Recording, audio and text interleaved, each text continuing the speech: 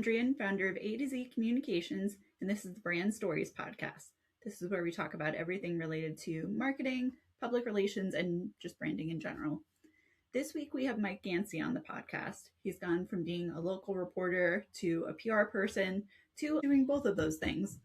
We have a great conversation about the overlap between those two fields and how the skills from one transferred to the other. Mike, it's so exciting to have you on the podcast. I can't believe how long ago we first met each other. And I feel like if I say it out loud, it admits how old I am. So I'm just not gonna, but it's fabulous seeing you and seeing all that you've been up to since then.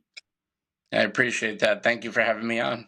Of course. So the first question that I ask everybody is, what's their favorite brand and why?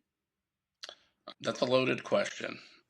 But when I think about things that are important to me in my life as I get older, comfort is something that comes to mind across the spectrum of whether it's clothing, situations, whatever. So something I've become loyal to, I guess, in the last 5 years or so is New Balance. I actually have them on right now just because I've had some like ankle issues and stuff. I've had a few physical issues. I just enjoy being comfortable. I like going on walks with my wife and stuff. So yeah, that would probably be something that stands out for me right now. Yeah. Well, it's interesting. So having worked mostly alongside each other back at Patch for the brief time that I did local news, which was great, but I feel like you provide that kind of feeling to people of you just feel that like that guy that they've known for 10, 15, however many years, So it's very suitable for you. It doesn't feel like that long ago, and it was. I've been in PR for at least 12 years, if I'm doing the math right. But I was at Patch for more than 5, and then I went to the Herald for a cup of coffee before I jumped to school PR at Syntax, and then to KCSA. And it was a tough leap going from journalism to PR because my heart never left journalism. I don't know if you feel the same. Yes.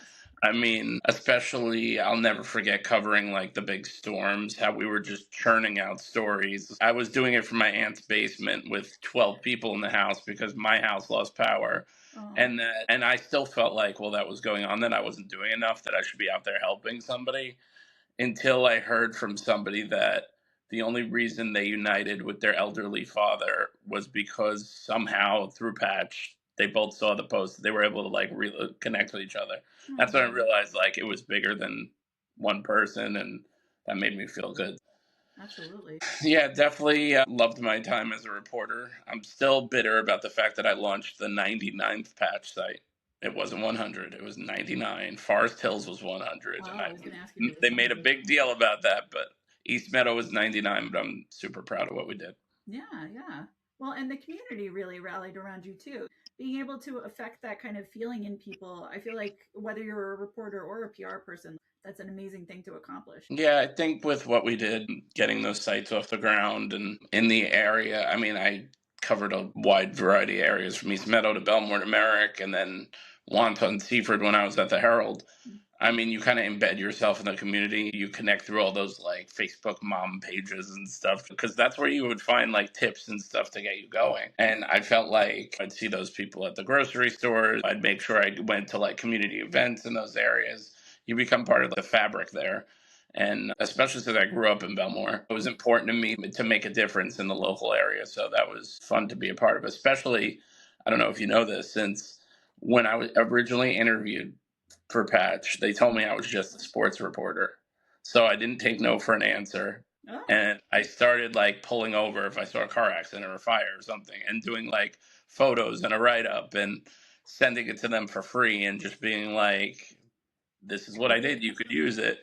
And then that led to me getting another sit down and I eventually got hired. So yeah, like, I think kind of like the passion for the area won the day. I mean, until ultimately I feel like we grew very fast.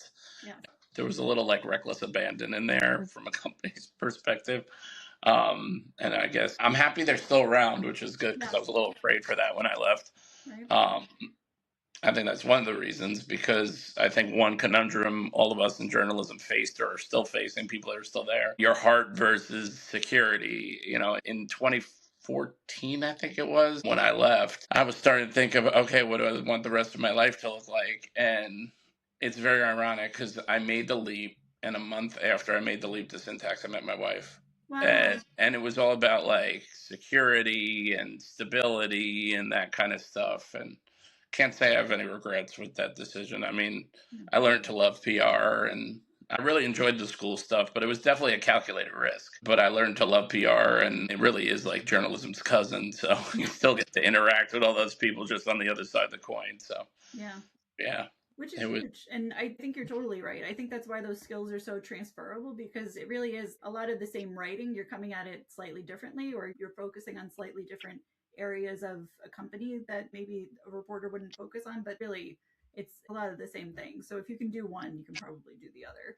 Yeah, I also wonder now with the emergence of AI how that would have changed our lives at Patch. Back then, I'm sure they would have encouraged it to a degree Yeah. because there's that line between having it as a tool and then professional ethics and stuff of a reporter. So that probably would have been a tough line that would somewhat get blurred.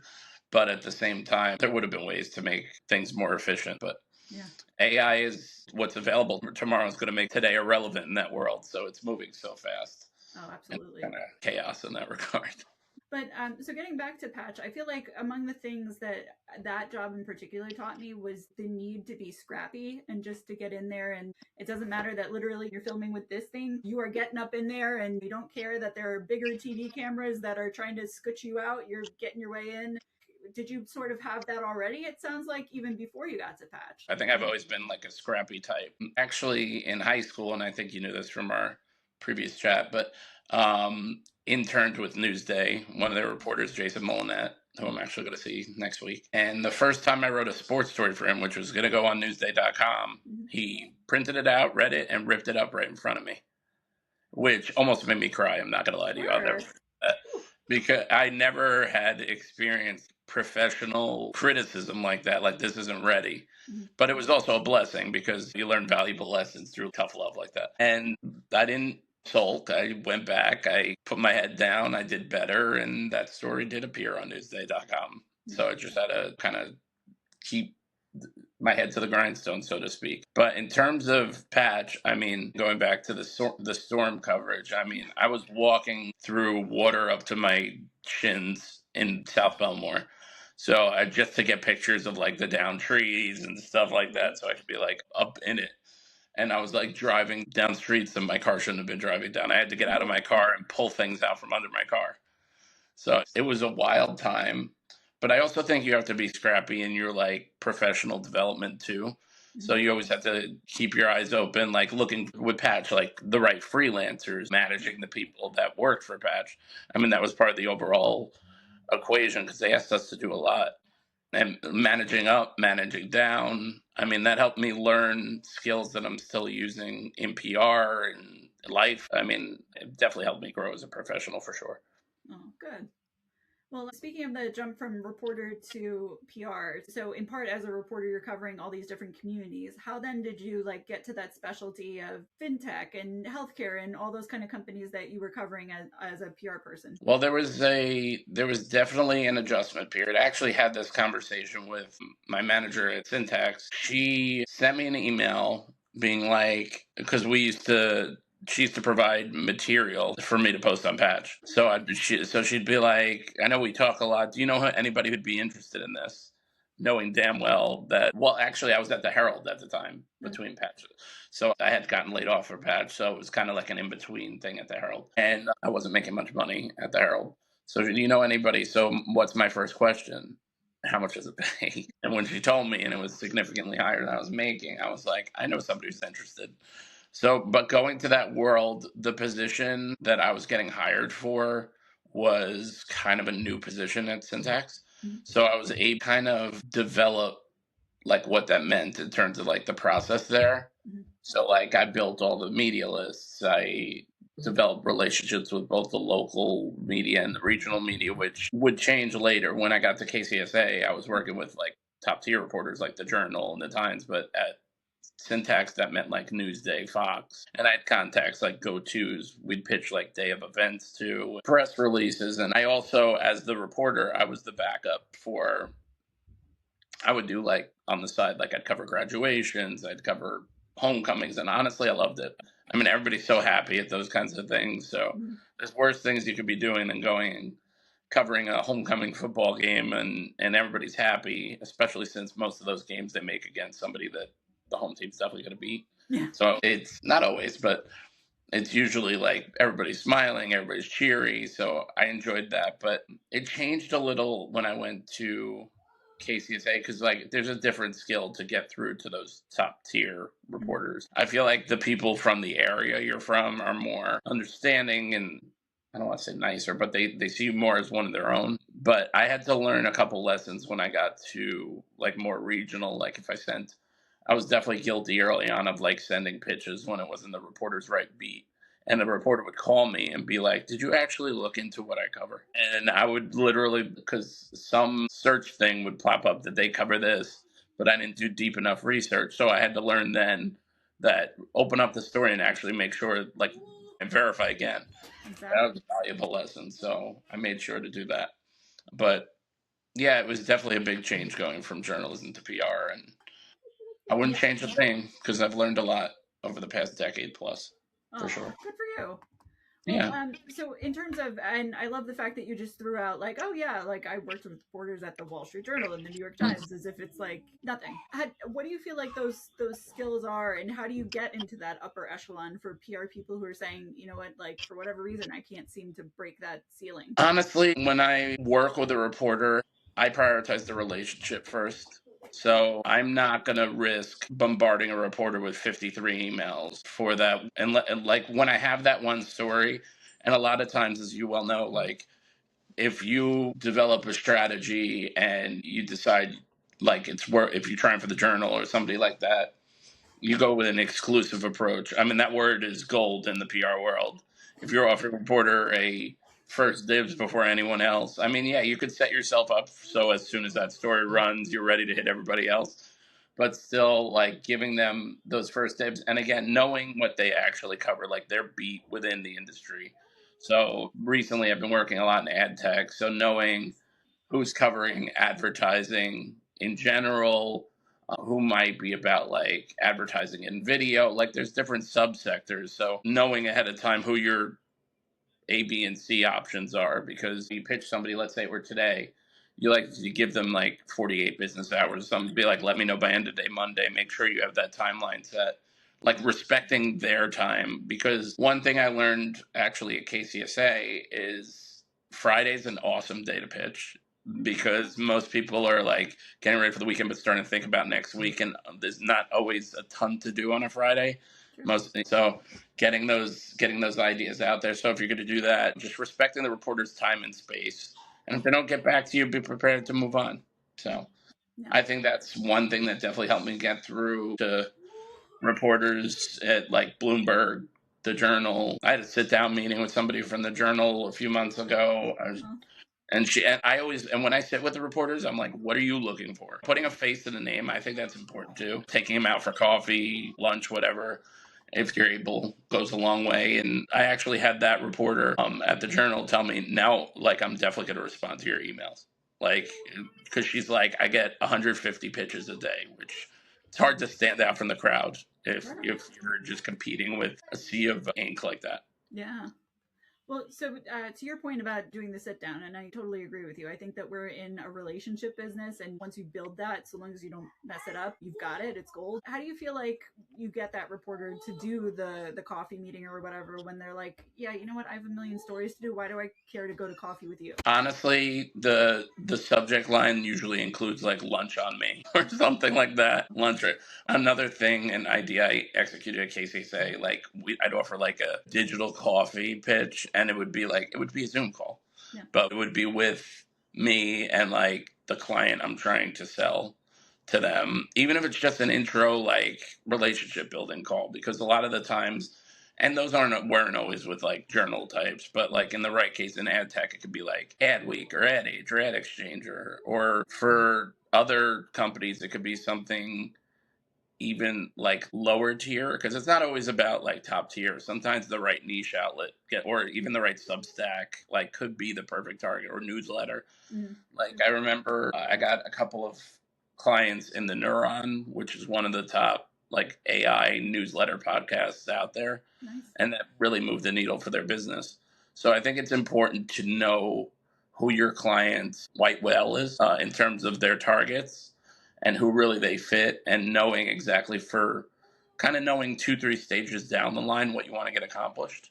So thinking strategically, it's not only about the story. Okay, what do you want after the story? And thinking that far down the line, even before you write the pitch, like to really serve you early on and kind of crossing the different things off the list as you make your way through the strategy. So that's something I try to keep in mind as I pitch different clients and such. Yeah, yeah, I love that. I agree. I try to explain to people, especially when you're doing PR, because there is the cost to it. If you're not going to take the time to have the end goal in mind of, I'm writing a book and I want to increase book sales, I want more Yeah. clients, I want whatever it is. If we can't start from there and then work backward, then it's sort of a waste. Yeah, that's why I find it important to communicate with the clients, or now that I'm freelancing, kind of knowing the end game in terms of what their business objectives and stuff are, just so I know the tone to speak in. If I accomplish one thing, what that could ultimately lead to. But like I said, also striking that right balance with the reporter. If you get an intro meeting, hassling them right away, when's the story coming out? Which sometimes that intro meeting won't lead to a story, and that's okay. Right. Because like the Bloomberg example with one tech company I worked with that protected kids in video games, they met in person for lunch, and it was over a year later a big expose came out about Roblox and the dangers of kids gaming on Roblox. Yeah. And they were included as one of the expert resources because she reached out to me like 6 months later being like, I'm working on this, I'd love to talk to him again. And that all started because of that lunch, because she remembered him and she took notes. So that was the end game there. So sometimes it does take a year for the ultimate end game. I know that doesn't make clients happy to think this might take a year, but for the right people, it's worth it for sure. Oh, absolutely. When you go into situations with reporters, do you say, I used to be a reporter? Because I feel like unless it naturally comes up in the conversation, I don't tend to go there. But I don't know. I feel like on the one hand, it could show I understand to a certain extent, at least, where you've been. I try to strike a delicate balance because I feel like it's important to mention, because you want to tell them you understand their side of the coin, you know what they're going through. Right. But also, and I know this isn't right, but also I find myself diminishing what I did compared to where they are. If I'm talking to a top tier reporter, Yeah. I'm like, oh, I just did local community journalism. And most of the time, if I say something like that, they're like, that's important. That helps Right. establish the fabric of regional journalism, because it starts there. I mean, we all started there, and I'm sure they started there when they were right out of school, most of them building their way up. Most people don't go from college to the Wall Street Journal. Right. I mean, you have to write for a local paper in like Boise, Idaho, or wherever you're from, and then build your way up and build up your resume and such. But yeah, I do like to bring it up because I understand, and you understand their side of the story. I mean, I don't think we were being inundated like that at Patch. I did like the idea of user generated content. I know that's only continued to grow since we were there. I felt like we were kind of at the beginning of that, but I felt like this kind of what like Facebook and stuff has turned into now. A lot of that was similar ideas. I still remember being in that office in the city because I was one of the few editors that was part of Patch 2.0. Mm-hmm. So, like, I got to see that big counter, as you could see the live traffic on the wall and all that stuff. Nice. So, yeah, that was a lot of fun. So you've done reporting, you've done PR. Next for you, do you feel like you're going to fluidly go in between the two as you have? Or what do you think is sort of the next chapter? Great question. I'd love to know the answer concretely. I think in terms of, well, the outreach since I posted about now being available to hire has been overwhelming. And most of the contacts I've heard from, whether it be a couple of headhunters or freelance opportunities and stuff, are from like my PR connections, just because I've been there for over a decade now. So I would say the odds are that I'll probably stay in PR, but I'm always open to, I still freelance for Syntax. I still help them when they need coverage and stuff. And I'm very thankful for those opportunities, and they're aware of kind of where I stand too if they need help. I also thought about reaching out to some like the local papers out here and seeing if they need help, but you know what those budgets are like. So sometimes that can be tough, but Yeah. I'm kind of in a nothing to lose place at the moment, especially since KCSA did right with me by severance and such. So I still have some time. So I'm not overly in a rush, but I had a good interview earlier this week with one PR firm. So I'm hopeful on that. I guess we'll see. Yeah, that's great.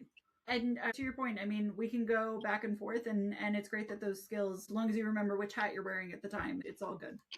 Yeah, and I actually still have the media list, the last media list I had at Syntax, so I could look through. especially since I don't live where I did when I worked there most of the time. So seeing the area, if some of the people are the same, No. try to get my name out there and see if they need any help. So that should be helpful too. Yeah, totally. Well, thank you for chatting. I'm looking forward to seeing where you go next, and given all that you've accomplished, it's going to be good. Well, I appreciate that. And thanks so much for giving me the forum to chat. Yeah, of course.